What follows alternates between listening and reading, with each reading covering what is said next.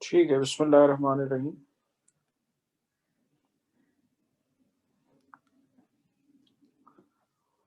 आपसे बात हो रही थी बिहेवियर्स के बारे में। रिवाइज कराइए जरा बिहेवियर्स।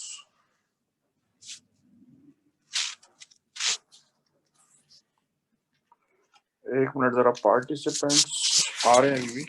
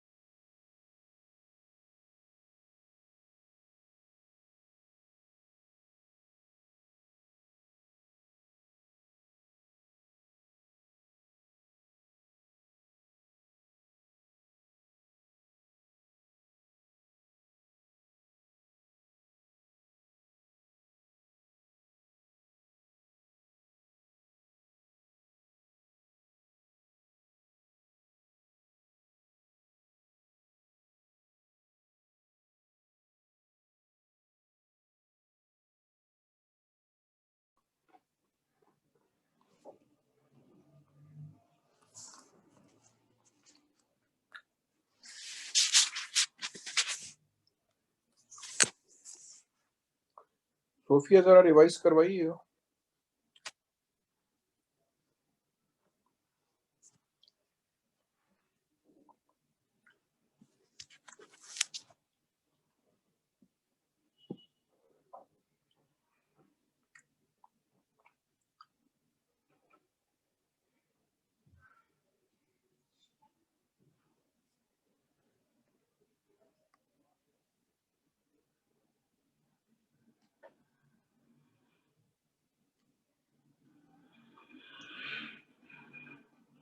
जी सोफिया, रिवाइज करवाइए।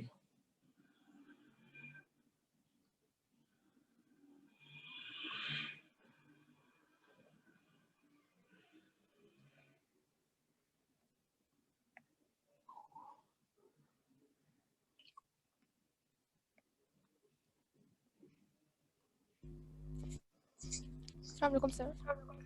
वालेकुम सलाम। बेटा, हैबिचुएशन डिफाइन करो। जी sir, habituation is the behavior in which an animal stops responding to a repeated stimuli which is neither beneficial nor harmful for it. ठीक है, ऑपरेंट लर्निंग बताओ क्या होती है। Operant learning, it is the behavior which is due to a reward or a punishment.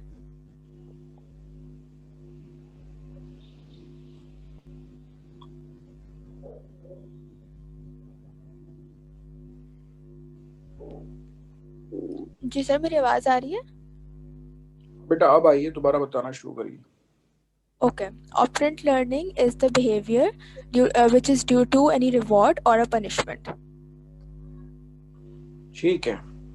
अच्छा, इसके अलावा बताइए कि इम्प्रिंटिंग क्या होती है।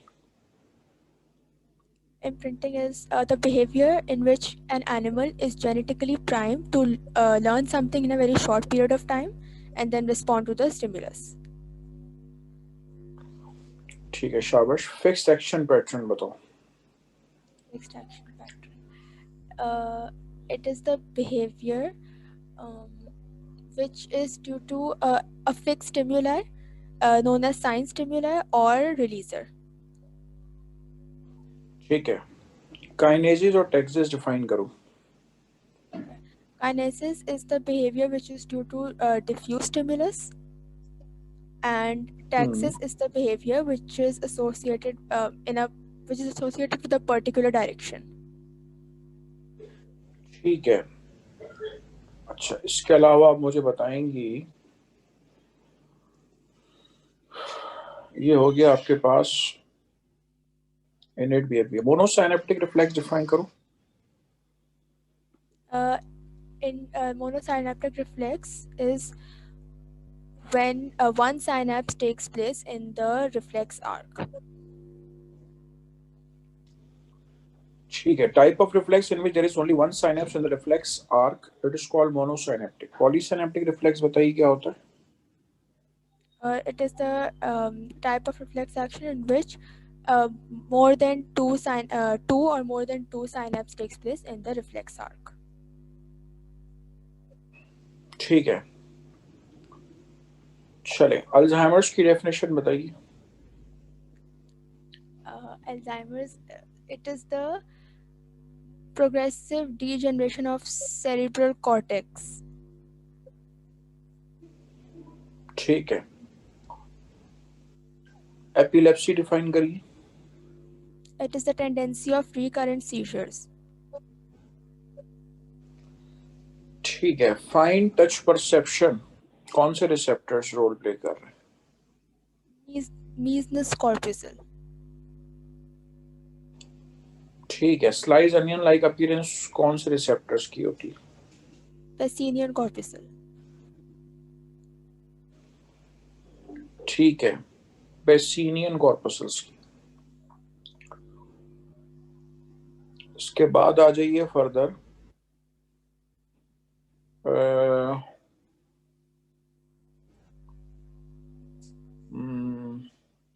नोजिसेप्टर्स कौन सा स्टिमुलस परसीव करते हैं बेटा? Pain. ठीक है. फोटो रिसेप्टर्स कहाँ मौजूद? सर आई में. ठीक है. चलिए बेटा, आपने कोई सवाल करना है तो पूछ लीजिए. वैसा मुझे ये बताइए कि अभी हमने टाइप्स ऑफ नर्वस सिस्टम के अलावा या एवोल्यूशन ऑफ नर्वस सिस्टम के अलावा और क्या रहता है अभी चैप्टर में? अब ये एंडोक्राइनोलॉजी तो खैर मेजर पार्ट के तौर पे रहती है. नर्वस सिस्टम की तरफ और कुछ रहता है क्या? नहीं sir, types of nervous system रहता है और ठीक है. एवोल्यूशन फिर उसके अलावा हो एंडोक्राइनोलॉजी रहती है. चलिए, थैंक यू सो जी. मच. Good, excellent. ठीक है. इसके बाद बेटा आपसे बात करने जा रहे हैं फर्दर. बिस्मिल्लाहिर्रहमानिर्रहीम. टाइप्स ऑफ नर्वस सिस्टम के बारे में आपसे बात कर रहा हूँ.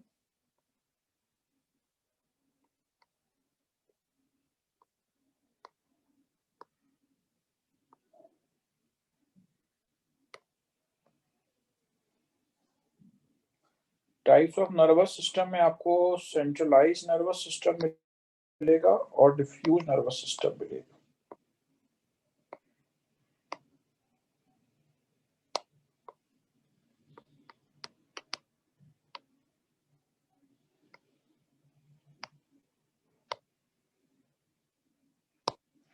ठीक है. सेंट्रलाइज नर्वस सिस्टम मिलेगा और डिफ्यूज नर्वस सिस्टम मिलेगा. सबसे पहले आपसे डिफ्यूज नर्वस सिस्टम के बारे में बात कर रहा हूं. लेकिन डिफ्यूज नर्वस सिस्टम आपको हाइड्रा में मिलेगा.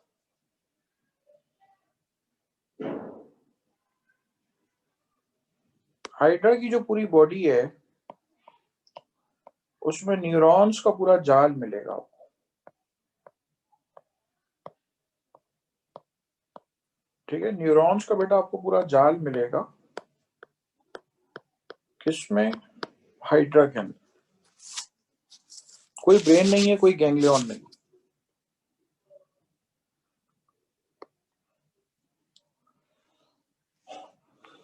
अगर हाइड्रा के बारे में बात करूं, देखिए हाइड्रा होता है डिप्लोब्लास्टिक.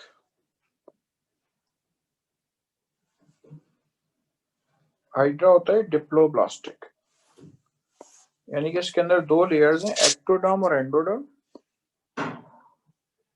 इसकी जो मीजोग्लिया होती है उसके अंदर न्यूरॉन्स डिस्ट्रीब्यूटेड होती हैं. ब्लू से मैंने न्यूरॉन्स दिखाए आपको. ये रेड जो दिखा रहा हूँ ये मीजोग्लिया है. मीजोग्लिया के अंदर ये न्यूरॉन्स जो है इसके डिस्ट्रीब्यूटेड होते हैं throughout the body. No brain. ठीक है. इसमें कोई ब्रेन नहीं है, कोई गैंग्लियन नहीं.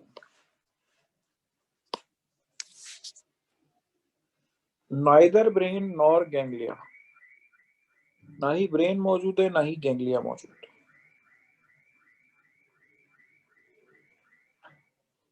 सेंट्रल डिफ्यूज नर्वस सिस्टम के बारे में आपको बताया। एक और एग्जांपल दे रहा हूँ डिफ्यूज नर्वस सिस्टम की, स्टारफिश में मौजूद होता है।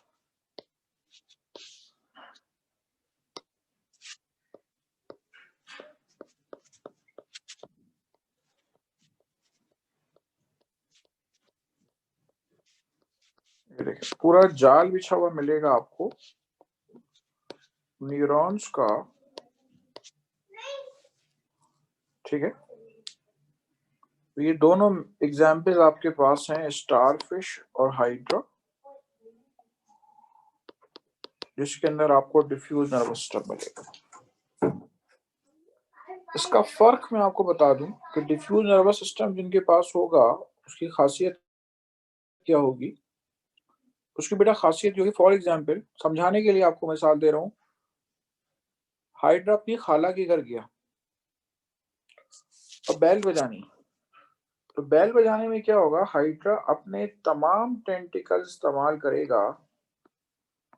ये रहे हाइड्रा के टेंटिकल्स, ये रहे अपने तमाम टेंटिकल इस्तेमाल करेगा बैल बजाने, क्योंकि इसका नर्वस सिस्टम डिफ्यूज है। अब आप अपनी खाला के घर गए, तो आप बैल बजाएंगे तो आप एक एक फिंगर से बजाएंगे, पूरा हाथ तो छोड़ें, एक फिंगर से बजाएंगे, और दूसरा हाथ इस्तेमाल करने का तो सवाल ही पैदा नहीं होता, क्योंकि आपका नर्वस सिस्टम सेंट्रलाइज्ड है,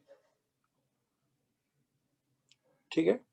तो सबसे पहले तो आप ये सुन लें, ये नर्वस सिस्टम की एक टाइप में आपको मिलेगी डिफ्यूज नर्वस सिस्टम, जो आपको स्क्रीन पे नजर आ रही है, कर लें, नोट कर लें।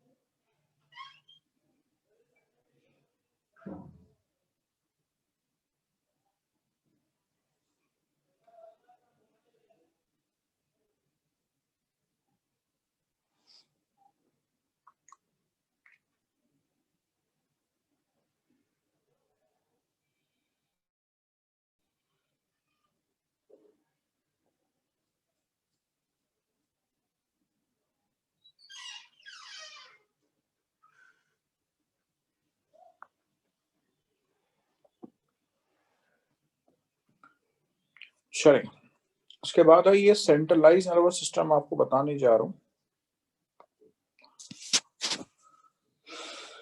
इंसानों में मौजूद होता है centralised nervous system,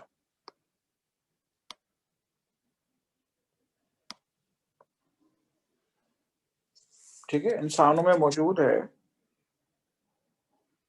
centralised nervous system. देखें, इंसानों में ब्रेन मौजूद है, सेंसरी मैसेजेस ब्रेन तक जाएंगे और ब्रेन से मोटर ऑर्डर्स आएंगे, ये सेंट्रलाइज्ड नर्वस सिस्टम की खासियत है। जबकि डिफ्यूज नर्वस सिस्टम में आपको ऐसा नहीं मिलेगा। मोटर ऑर्डर्स देने के लिए ब्रेन का कोई भी पार्ट जो है इन्वॉल्व नहीं होता। प्लेनेरिया मैंने बनाया है, इसके अंदर भी सेंट्रलाइज्ड नर्वस सिस्टम है, और आपको ये गैंग्लिया नजर आ रहा है,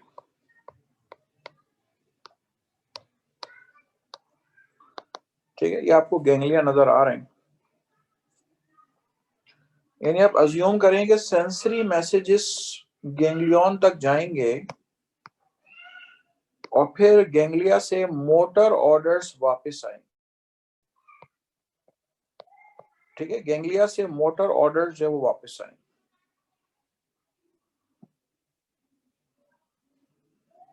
ठीक है, तो this type of nervous system is the centralised nervous system. ठीक है, ऐसा नर्वस सिस्टम कहलाता है सेंट्रलाइज्ड नर्वस सिस्टम।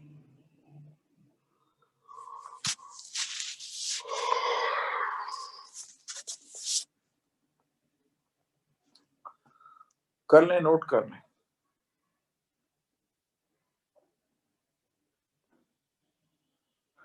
फिर मैं आपको एवोल्यूशन बताता हूँ। एवोल्यूशन की बात, हेडिंग तो उन्होंने एवोल्यूशन की डाली हुई आपकी किताब वालों ने, और उसमें सिर्फ सेंट्रलाइज और डिफ्यूज बताया हुआ है। एवोल्यूशन की बात तो की जाती है तो तमाम फाइलम को डिस्कस किया जाता है। चूंकि आप फर्स्ट ईयर के अंदर फाइलम पढ़ के आ रहे हैं तो कोई इतनी देर नहीं लगेगी अगर मैं आपको तमाम फाइलम का एक ओवरव्यू दे दूं। ठीक है,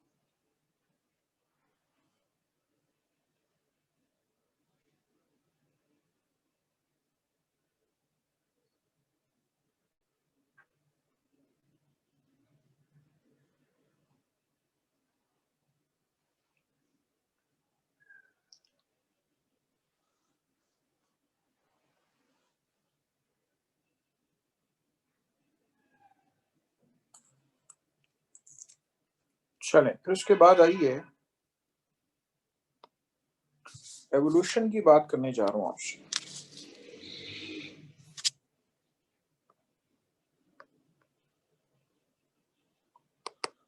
एवोल्यूशन ऑफ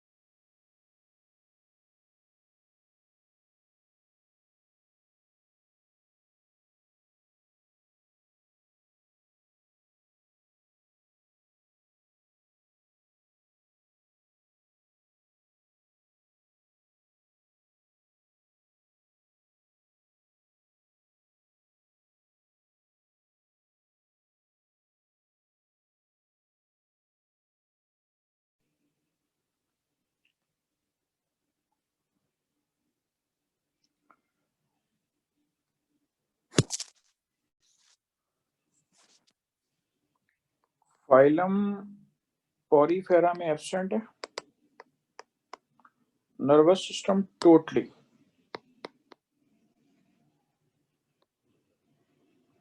फाइलम सिनेंट्रेटा जो है, उसमें हाइड्रा मौजूद है, उसमें डिफ्यूज टाइप का नर्वस सिस्टम मौजूद है।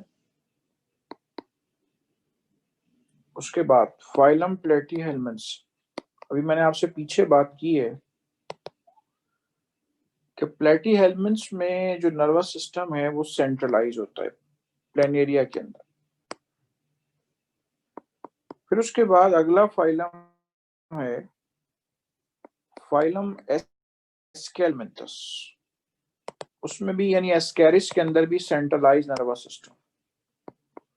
फिर अर्थवॉर्म वाला फाइलम है फाइलम एनिलिडा, उसके अंदर भी सेंट्रलाइज नर्वस सिस्टम। फिर फाइलम मोलस्का की बात आती है तो मोलस्का यानी स्नेल के अंदर भी सेंट्रलाइज नर्वस सिस्टम। फिर फाइलम आर्थ्रोपोडा आ जाता है, उसके अंदर भी सेंट्रलाइज नर्वस सिस्टम है। कॉकरोच का नर्वस सिस्टम आप लोग अपने प्रैक्टिकल्स में करते हैं, ठीक है, आप लोग अपने प्रैक्टिकल्स में नर्वस सिस्टम करते हैं कॉकरोच का, उसके पास सेंट्रलाइज नर्वस सिस्टम। इसके अलावा फिर आता है फाइलम इकाइनोडर्मेटा, उसमें आपको डिफ्यूज नर्वस सिस्टम मिल रहा है। तो पहले एब्सेंट, फिर डिफ्यूज, फिर सेंट्रलाइज, सेंट्रलाइज, लेकिन यहाँ पे एवोल्यूशनरी ब्रेक आपको नजर आ रहा है। एवोल्यूशनरी ब्रेक आपको इस तरह से नजर आ रहा है कि इकाइनोडर्मेटा के अंदर डिफ्यूज नर्वस सिस्टम मौजूद। फिर उसके बाद फाइलम कॉर्डेटा से आगे जितने भी आपको मेंबर्स मिल रहे हैं सब में सेंट्रलाइज नर्वस सिस्टम मौजूद। एवोल्यूशन की बात करें तो एवोल्यूशन का मतलब ही होता है gradual change in living organism, as a result the present living is different from the past.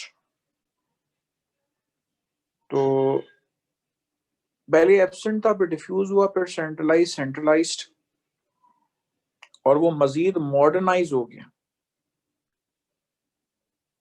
ठीक है, और वो मजीद मॉडर्नाइज हो गया।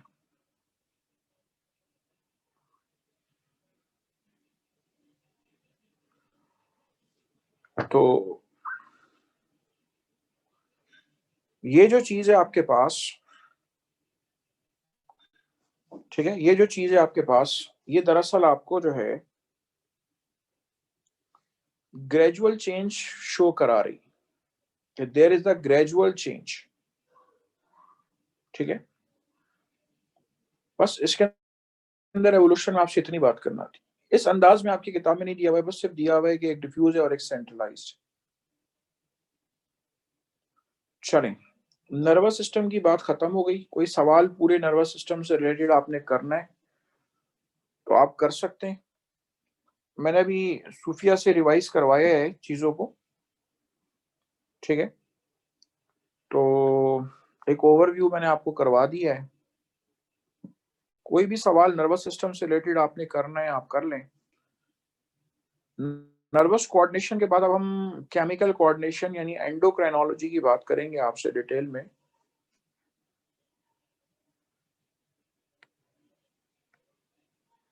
जी जहरा, अस्सलाम वालेकुम।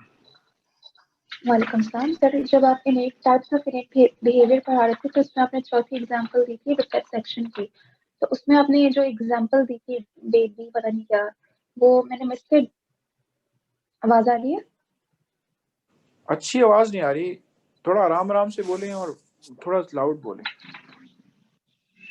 जब कौन सी आपने मिसाल हमें दी थी? पढ़ाया था टाइप्स ऑफ इनेट बिहेवियर पढ़ाया था, टाइप्स ऑफ इनेट बिहेवियर, तो उसमें चौथे उसमें आपने कहा था रिफ्लेक्स सेक्शन की आपने मिसाल दी थी। तो हाँ, एग्जाम्पल आपने हमें दी थी किसी जेडी की पता नहीं क्या, तो वो मेरा नेट का इशू हो रहा था तो मैं सुन नहीं सकी थी ठीक से, तो वो एग्जाम्पल आप प्लीज रिपीट कर दें। आप भी वो चुन के एग्जाम्पल रिपीट करवाइएगा। मैंने आपको बेटा बोला था कि अक्सर माँ बाप को गलत फहमी होती है कि वो जो 3-4 महीने का बच्चा है उनको देख के हंस रहा है, ठीक है, तो दरअसल माँ बाप को खुश फहमी होती है कि हाँ उनको देख के हंस रहा है। अगर आप एक स्टफ टॉय यानी कोई भालू वालू भी बच्चे के सामने करेंगे 3-4 महीने के, तो भी वो स्माइल पास करेगा ठीक है, तो वालिदैन को खुशफहमी होती है कि हाँ भाई हमें देख के असर आए, तो ये चीजें बच्चे के रिफ्लेक्सेस में शामिल है। उंगली पकड़ लेगा, पैर पे अगर आप थंब टच करेंगे तो अंदर फिंगर्स मोड़ लेगा, ठीक है। तो बच्चों के अंदर कुछ रिफ्लेक्सेस होते हैं जो कुछ दिनों के बाद गायब हो जाते हैं। तो मैंने आपसे बस रिफ्लेक्स सेक्शन के अंदर जो बाकी रिफ्लेक्स सेक्शन है, नी jerk, bicep jerk, tricep jerk, ये सारे के सारे मैंने आपको जो रिफ्लेक्सेस बताए थे, ये भी आपके पास किसके अंदर आते हैं, ये भी आपके पास रिफ्लेक्स सेक्शंस के अंदर आते हैं। यही बात की थी मैंने उसके अंदर आपको रिफ्लेक्स सेक्शन, और कोई बात ही नहीं की थी। और रिफ्लेक्स सेक्शन तो मैंने आपको मोनोसाइनेप्टिक पॉलीसाइनेप्टिक बताया हुआ है, तो इसलिए मैंने रिफ्लेक्स सेक्शन में कोई भी ज्यादा बात की ही नहीं थी। An involuntary motor response of the body is called reflex action, यही बात वहां पर भी लिखी जाएगी। जी ज़हरा, मुझे वो एग्जांपल का इशू हो रहा था, मैं कह रही हूँ मुझे एग्जांपल्स का बस इशू हो रहा था। Thank you. कोई बात।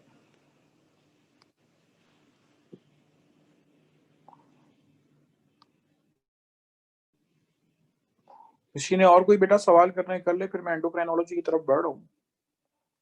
एंडोक्राइनोलॉजी में जो मुझे आपसे बात करनी है, तो वो मुझे आपसे बात करनी है सबसे पहले, देखें, ग्लैंड की डेफिनेशन से शुरू करूंगा और आगे बढ़ूंगा।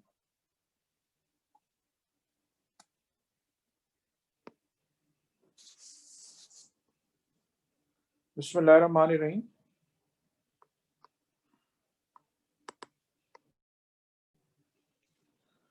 ग्लैंड्स के बारे में आपसे बात करने जा रहा हूँ। ग्लैंड कहते किसको हैं? सेल और collection of sales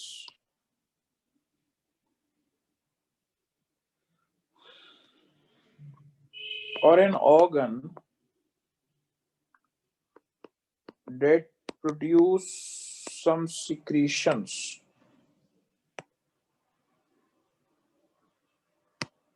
called gland।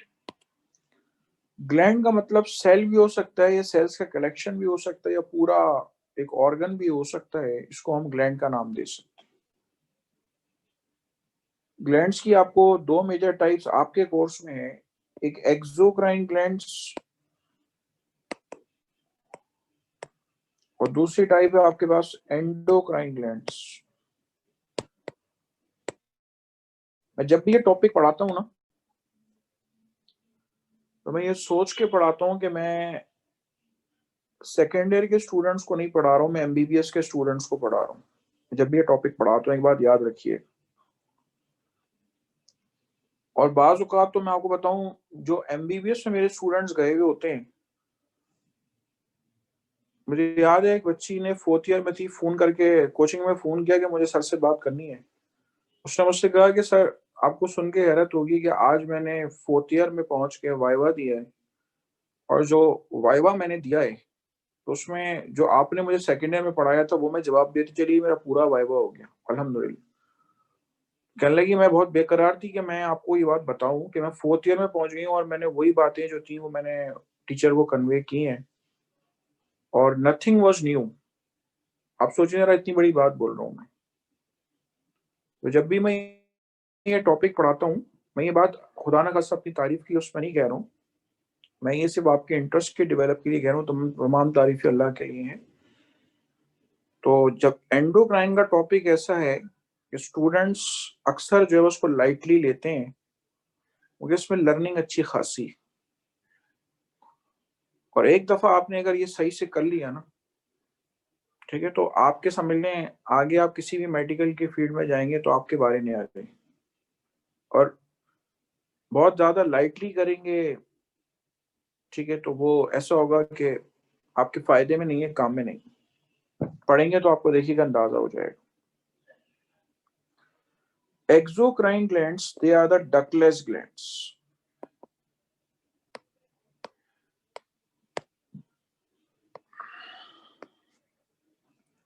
Endocrine glands, these are the glands with duct. ठीक है, ये वो ग्लैंड्स हैं जिनके पास डक्ट मौजूद होती है।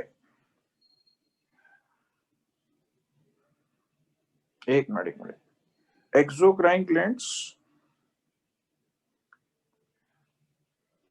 दोनों को इंटरचेंज कर दें जरा।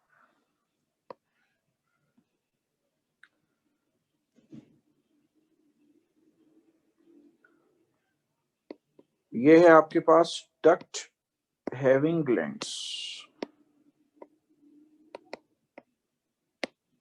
और ये डक्टलेस ग्लैंड्स।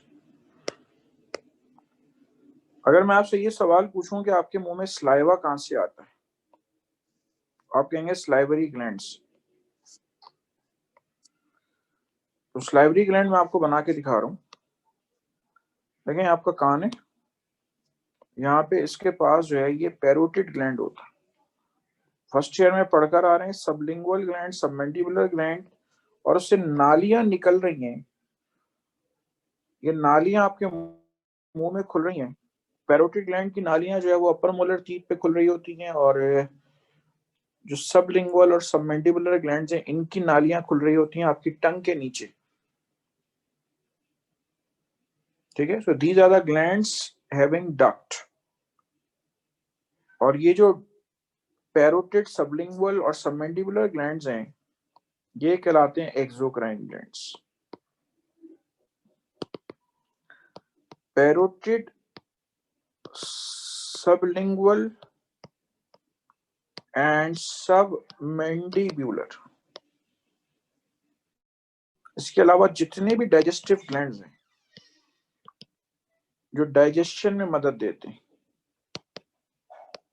ये सारे के सारे ग्लैंड्स जो हैं ये एक्सोक्राइन ग्लैंड्स, ओके, इनकी डक्ट्स मौजूद है।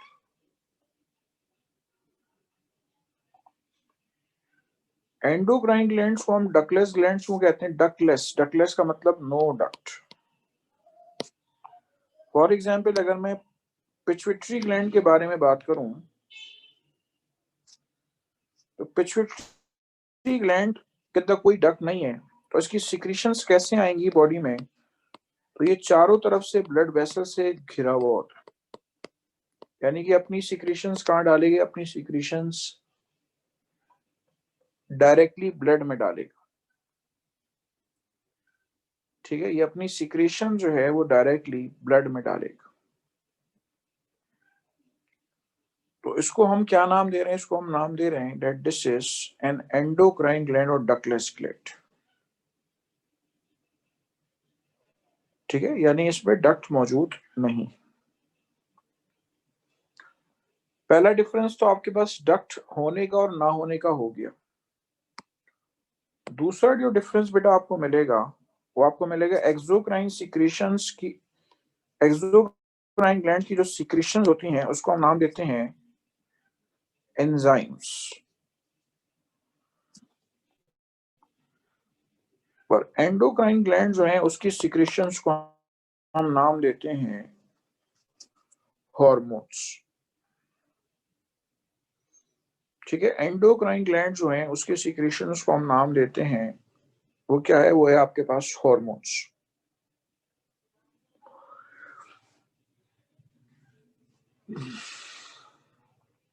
आपका असल टॉपिक जो है वो एंडोक्राइन ग्लैंड है, तो हम आपसे बारी बारी एंडोक्राइन ग्लैंड्स के बारे में बात करें। अच्छा, टॉपिक के शुरू में मैं आपको एक छोटी सी चीज ब्रीफ कर दूं। ठीक है, टॉपिक के शुरू में मैं आपको एक छोटी सी चीज ब्रीफ कर दूं कि हमारी बॉडी में एंडोक्राइन ग्लैंड्स कौन से हैं। पेंक्रियास ऐसा ग्लैंड है जो कि एक्सोक्राइन भी है और एंडोक्राइन भी। पिट्यूटरी ग्लैंड एंडोक्राइन ग्लैंड है, थायराइड ग्लैंड एंडोक्राइन ग्लैंड है, स्टमक हमारा एंडोक्राइन भी है, एक्सोक्राइन भी। आपको सुन के हैरत होगी, वो भी सिक्रीशन रिलीज करता है, एक्सोक्राइन भी और एंडोक्राइन भी। हमारी किडनीज भी ग्लैंड्स के अंदर आती हैं और वो एंडोक्राइन ग्लैंड है। हमारा हार्ट, उससे भी कुछ हार्मोन्स निकलते हैं और वो भी आपके पास एंडोक्राइन ग्लैंड के अंदर आता है, हमारा हार्ट। हमारे स्मॉल इंटेस्टाइन भी कुछ हार्मोन्स रिलीज करते हैं, तो स्मॉल इंटेस्टाइन कुछ एंजाइम भी रिलीज करते हैं, तो स्मॉल इंटेस्टाइन एक्सोक्राइन ग्लैंड भी हो गया और एंडोक्राइन ग्लैंड भी हो। आपको सुन के हैरत हो। तो फिलहाल जो आपकी टॉप प्रायोरिटी पे जो एंडोक्राइन ग्लैंड्स हैं उसके बारे में मैं आपसे बात करूंगा, ठीक है। जो टॉप प्रायोरिटी पे आपके पास ग्लैंड्स हैं उनके बारे में बात करूंगा। उनमें सबसे पहले मैं आपसे बात करूंगा पिट्यूटरी ग्लैंड के बारे में। Going to tell you first of all pituitary gland. इसके बेटा दो पार्ट्स आपको मिलेंगे, एंटीरियर पार्ट और पोस्टीरियर पार्ट। सबसे पहले मैं आपको इनके हार्मोन्स के नाम बता रहा हूं, मैं लिखूं और आपको याद हो जाए। एक हार्मोन है आपके पास ग्रोथ हार्मोन। ग्रोथ हार्मोन को हम सोमैटोट्रोपिन का नाम भी देते हैं। ग्रोथ हार्मोन के बाद है आपके पास thyroid stimulating hormone. Thyroid stimulating hormone. फिर है आपके पास follicle stimulating hormone.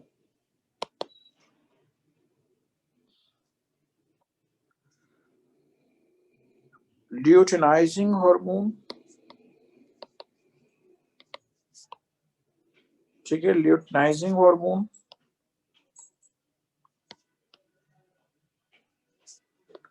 Adrenocorticotrophic hormone. और छठा हार्मोन है इसका प्रोलैक्टिन। 6 हार्मोन्स के नाम आपने याद रखने हैं। Anterior pituitary.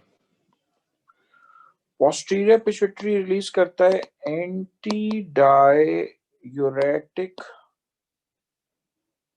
हार्मोन। और दूसरा हार्मोन है आपके पास ऑक्सीटोसिन।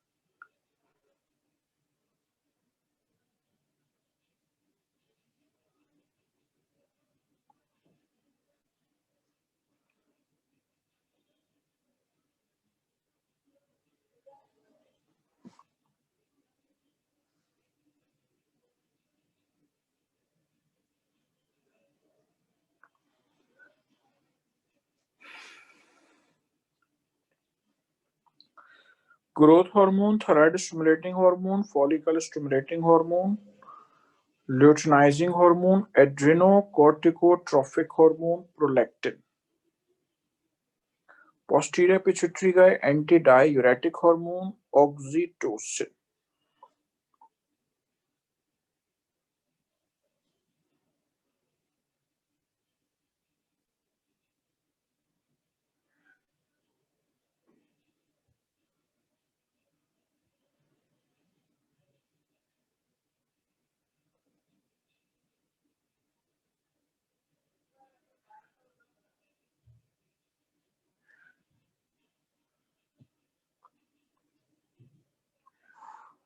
और बारी बारी क्या करना है आपने, बारी बारी जो है इन हार्मोन्स की डिटेल पढ़नी है आपने,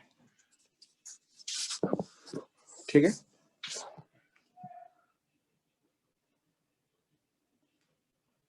ठीक है, एक एक हार्मोन और उसकी डिटेल पढ़नी। सबसे पहले आ जाइए ग्रोथ हार्मोन।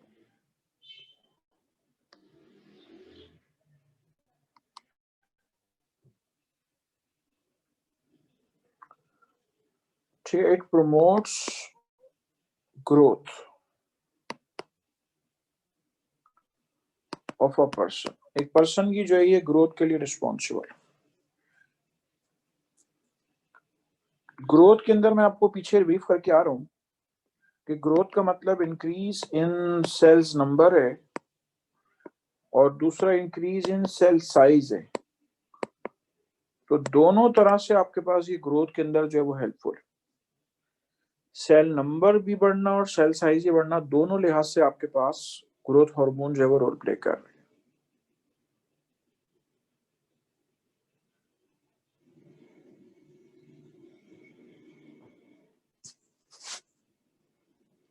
इसके अलावा जब ग्रोथ करानी है तो मेटाबॉलिज्म में फर्क लेकर आना पड़ेगा। तो मेटाबॉलिज्म में फर्क लाए बगैर ग्रोथ नहीं हो सकती। It decreases carbohydrate, it decreases glucose utilization,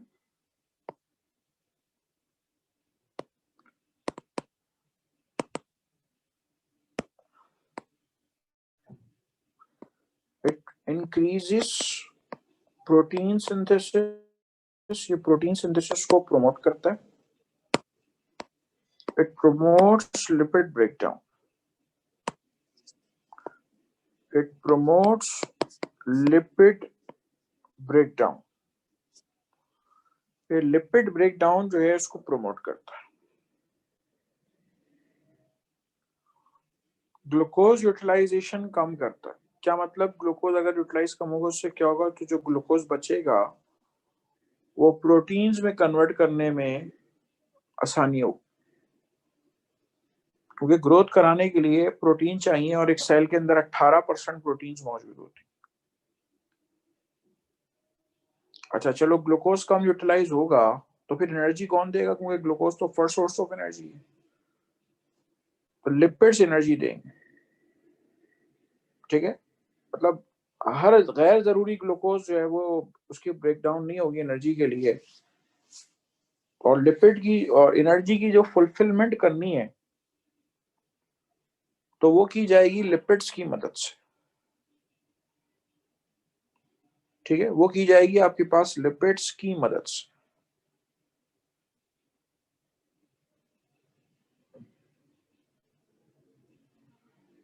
चलें, इसके बाद आइए,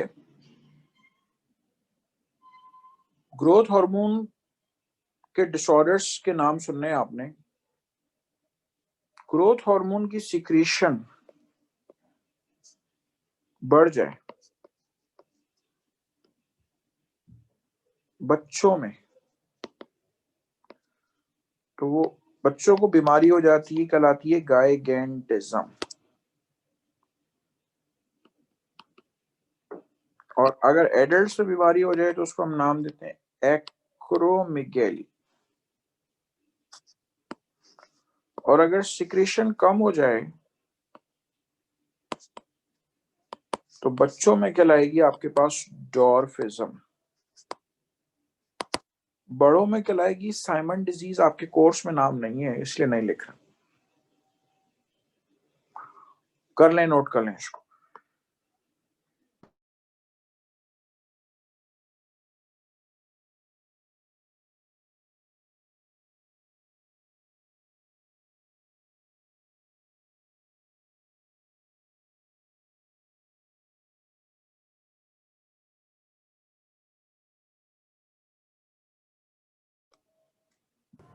सर आप ये चिल्ड्रन और एडल्ट के बीच में जो डिसऑर्डर्स के नाम है वापस पढ़ देंगे? जी हाँ, गाइगेंटिज्म, GIGANTIS,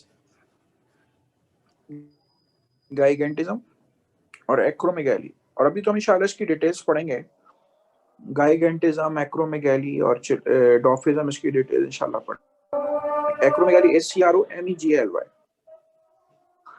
और dwarfism DWARFISM, dwarfism. Thank you sir.